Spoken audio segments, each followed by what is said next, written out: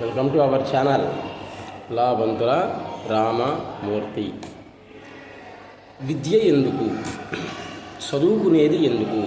ఈరోజు మనం సమాజంలో చూస్తే చదువు కోసం కొన్ని లక్షల రూపాయలు ఖర్చు పెడుతున్నారు తల్లిదండ్రులు. ఈ చదువు అనేటువంటి దేనికి? ఇప్పుడు దేనికి అంటే కేవలం ధన సంపాదన, డబ్బు సంపాదన కోసమే. ఇప్పుడు అసలు చదువు దేనికి అంటే యుక్తాయుక్త జ్ఞాన విచక్షణ, ఎక్కడ ఎప్పుడు ఎలా ఉండాలి, మనకు ఇబ్బందులు వచ్చినప్పుడు ఏ విధంగా ప్రవర్తించాలి అనేటువంటి తెలుసుకోవటానికే విద్య. ఇంతకుముందైతే జ్ఞానం కోసం విద్య. సా విద్యా యా విముక్తయే విద్యయా అమృతం వస్తుతే నహి జ్ఞానేన సదృశం పవిత్రం ఇహ దృశ్యతే. To bring up, lead out, act of teaching, ప్రవర్ధనం, అగ్రేనయనం, బహిరానయనం, అధ్యాపన కార్యం, అది విద్య యొక్క అవధి. అయితే చదువుకున్నటువంటి వాడికి ఉన్నటువంటి విలువ రాజు కూడా ఉంది. విద్వత్వం చ నృపత్వం చ ఏకతుల్యం కదాచన స్వదేశే పూజ్యతే రాజా విద్వాన్ సర్వత్ర పూజ్యతే. ఇప్పుడు ఊరి సర్పంచ్ ఉన్నాడు అనుకోండి, మీ ఊరిలోనే గౌరవించబడతాడు. పక్క ఊరికి పోతే ఆ ఊరి సర్పంచ్ వేరే అవుతాడు. ముఖ్యమంత్రి ఉన్నాడు అనుకోండి, ఆయన రాష్ట్రంలోనే ఆయన గౌరవం ఉంటుంది. ప్రధానమంత్రికి ఆయన దేశంలోనే ప్రధానమంత్రికి. కానీ విద్యావంతుడికి నీ ఇష్టం ఏ దేశమైనా పో, ప్రపంచం మొత్తం, భూమండలం మొత్తం ఎక్కడ తిరిగినా కానీ ఆయనకుండే గౌరవం ఆయనకు ఉంటుంది. స్వామి వివేకానంద, రామకృష్ణ పరమహంస, శారదామాత, పిల్లలమూడి అమ్మ, సద్గురు సుబ్రహ్మణ్యం గారు, యోగి వేమన ఇలాంటి వాళ్ళు ఎంతోమంది మహాత్ములు. వాళ్ళు ఎక్కడికి పోయినా కానీ వాళ్ళ గౌరవం వాళ్ళకు ఉంటుందన్నమాట. అందుకు విద్యా వినయావాప్తి సాచేత్ అవినయావహ కిం కుర్మః కం ప్రతి బ్రూమః గరదాయాం స్వమాదరే. విద్య వల్ల వినయం అనేటువంటిది వస్తుంది అనేటువంటిది ఒకటి ఉంది. కానీ వస్తున్నది ఇప్పుడున్నటువంటి విద్య వల్ల, ఇప్పుడు ఇదంతా కూడా బ్రిటిష్ సామ్రాజ్య విధానం, మన విద్యా విధానం ఇప్పుడు. అందువల్ల విద్య వల్ల వినయం రాకపోగా అవినయం అనేటువంటిది ఏర్పడుతుంది. డబ్బు కోసమే చదువు అనేటువంటిది ఏర్పడింది. అందుకే చెప్పేటువంటి వాళ్ళు టీచర్స్ కూడా ఏంటి, మీకు ఎంతవరకు చెప్పాలో అంతవరకే చెబుతున్నారు, అంతే, ఎక్కువ అవసరం లేదు. 2 మార్కుల కోసం అదంతా ఎందుకు అంటాడు అన్నమాట వాడు, ఆ పిల్లాడు. అదే వాడు కూడా ఎందుకు డబ్బుల కోసం చదువుతున్నాడు అనమాట, అంతే, ఉద్యోగాల కోసం. బ్రిటిష్ విద్యా విధానం ఇప్పుడు ఉన్నదంతా కూడా. హిందూ సాంప్రదాయ ప్రకారంగా హైందవ విద్య అనేటువంటిది కేవలం జ్ఞానం కోసమే అది.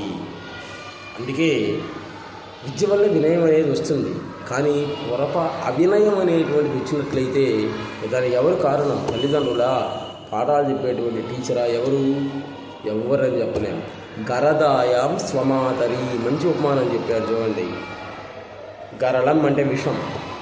చిన్నప్పుడు ఆ స్తన్యాన్ని ఇవ్వాల్సినటువంటి తల్లి, చనుబాలు ఇవ్వాల్సినటువంటి తల్లి నీకు విషం కల్పించింది అనుకోండి చనుబాలలో, అప్పుడేమవుతుంది?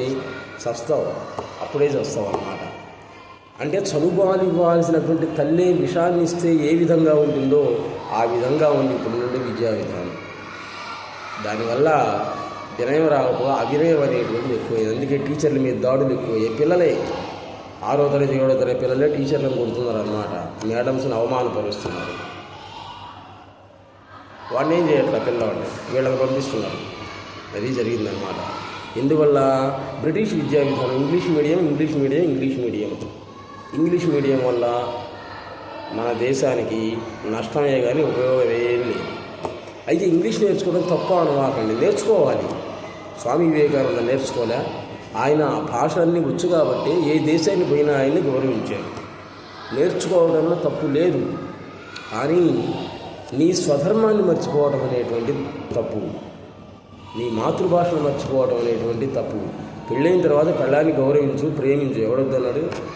కానీ నిన్ను పుట్టించిన కన్న తల్లినే మర్చిపోతే వాడే పరమ దుర్మార్గుడు అన్నమాట. కాబట్టి ఇంగ్లీష్ మీడియం మోజులో పడి మాతృభాషలను, సంస్కృతం, తెలుగు భాషను మర్చిపోవాలండి. ఆ విధంగా మర్చిపోయేటువంటి అయితే మనం అనుకునేటువంటి ఈ బంధుత్వాలు ఉన్నాయి చూడండి, తల్లి తండ్రి అక్క చెల్లి అన్న తమ్ముడు ఈ బంధుత్వాలు అనేవి అసలు ఉండవు ముందు బ్రిటిష్ సామ్రాజ్య విధానం వాళ్ళది వస్తుందన్నమాట. ఫారిన్ కల్చర్ అది వచ్చిందంటే చాలా ప్రమాదకరం. అన్న ఎవరో చెల్లి ఎవరో తెలియదు. అక్కడ చిన్న చిన్న గొడవలు వేసి ఈడు తిరుగుతుడు వాడు ఆపిల్ల తిరుగుతుంది. అది పరిస్థితి అనమాట. ఇక్కడ ఆ విధంగా ఉంటే ఎరగొడతారు అన్నమాట బయటికి పోతే. అది హిందూ అందుకే ఈరోజు విదేశాల వాళ్ళు కూడా హైందవ సంస్కృతి సాంప్రదాయాన్ని గౌరవిస్తున్నారన్నమాట. నువ్వు చదువుకో, అన్ని భాషలు. పివి నరసింహారావు గారు నేర్చుకోరా, మన భారత ప్రధాని, మాజీ భారత ప్రధాని, అన్ని భాషలు వచ్చాయి ఆయనకు. మరి ఆ విధంగా నేర్చుకో, ఎవరు వద్దన్నారు. కానీ అందుకని మాతృభాషను మర్చిపోవద్దు. అందుకే పల్లె తల్లి లాంటిది, పట్నం ప్రియురాలు లాంటిది అన్నాడు ఒక మహాకవి. కాబట్టి మీరు ఏ పరిస్థితిలో ఉన్నా, బీటెక్ చేసినా ఎంటెక్ చేసినా లక్షల కోట్లు సంపాదిస్తున్నా కానీ మీ మాతృభాషని, మాతృభూమిని మర్చిపోవద్దు. Please subscribe our channel.